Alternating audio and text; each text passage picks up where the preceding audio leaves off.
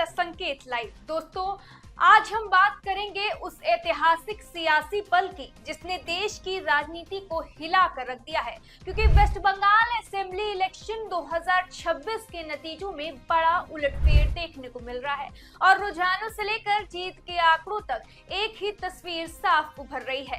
Bharatiya Janata party ने पश्चिम बंगाल में bumper जीत दर्ज कर दी है और सत्ता परिवर्तन की पूरी कहानी लिख दी है। सबसे पहले सीधी खबर, देश के 5 राज्यों में हुए विधानसभा चुनाव में बीजेपी ने 3 बड़े राज्यों में बहुमत का आंकड़ा पार कर लिया है, जिसमें पश्चिम बंगाल, असम और पांडुचेरी शामिल है।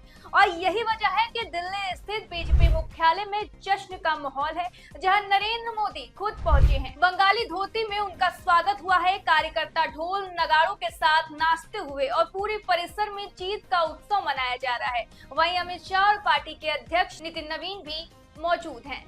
अब आपको बताते हैं पश्चिम बंगाल की ग्राउंड रिपोर्ट, जहां 293 सीटों के चुनाव में बीजेपी ने बड़ी बढ़त को जीत में बदल दिया है और कई अहम सीटों पर पार्टी के उम्मीदवारों ने जीत दर्ज की है, जिनमें अलीपुरद्वार से परितोष दास, खरदह से कल्याण चक्रवर्ती, कलिम्पोंग से भारत कुमार, चेत्री अशोकनगर से डॉक्टर सुमाय हीरा और बागदा से सोमा ठाकुर जैसे नाम शामिल हैं।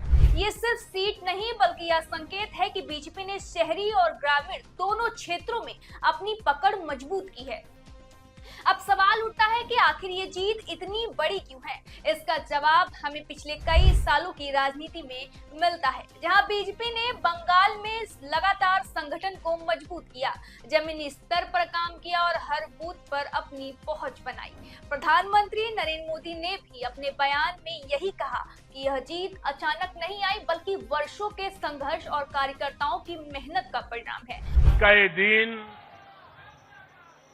ऐतिहासिक है, अभूतपूर्व है। जब वर्षों की साधना सिद्धि में बदलती है तो चेहरे पर जो खुशी होती है, वो खुशी आज मैं देश भर के भाजपा के कार्यकर्ता के चेहरे पर देख रहा हूं।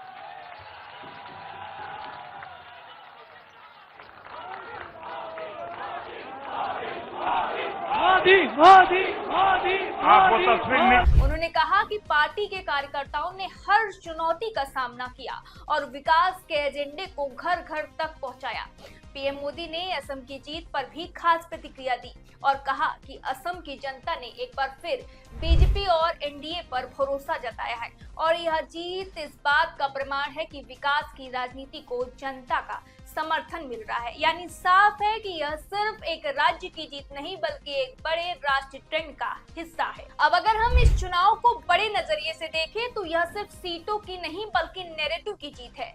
बीजेपी ने विकास बनाम सत्ता की लड़ाई में बढ़त बनाई, वहीं विपक्ष खासकर ऑल इंडिया तृणमूल कांग्रेस को इस बार झटका लगा है और इनकी सीटें काफी कम नजर आ रही हैं, जिससे साफ संकेत मिलता है कि बंगाल की जनता बदलाव चाहती थी। दिल्ली से लेकर कोलकाता तक जश्न का माहौल है। बीजेपी कार्यकर्ता मिठाइयां बांट रहे हैं, जय श्री राम के नारे लगा रहे हैं और पार्टी इसे नया इतिहास बता रही है।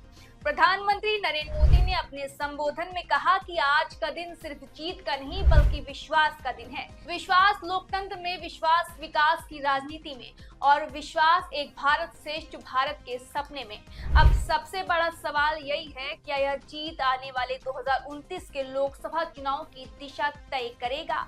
क्या बंगाल में बीजेपी की सरकार बनने के बाद राजनीतिक समीकरण पूरे देश में बदलेंगे? क्या विपक्ष इस झटके से उबर पाएगा? इन सभी सवालों का जवाब आने वाले समय में मिलेगा। लेकिन फिलहाल जो तस्वीर वह साफ है कि पश्चिम बंगाल में बीजेपी ने इतिहास रच दिया है, सत्ता परिवर्तन की कहानी लिखी है और देश की राजनीति में एक नया अध्याय जोड़ दिया है। तो दोस्तों, आप क्या सोचते हैं? क्या यह जीत स्थायी बदलाव की शुरुआत है या फिर आने वाले समय में राजनीति फिर करवट लेगी? अपनी राय कमेंट में जरूर बताएं और ऐसे ही गहराई वाली खबरों से जुड़े रहने के लिए द संकेत लाइव को फॉलो करें।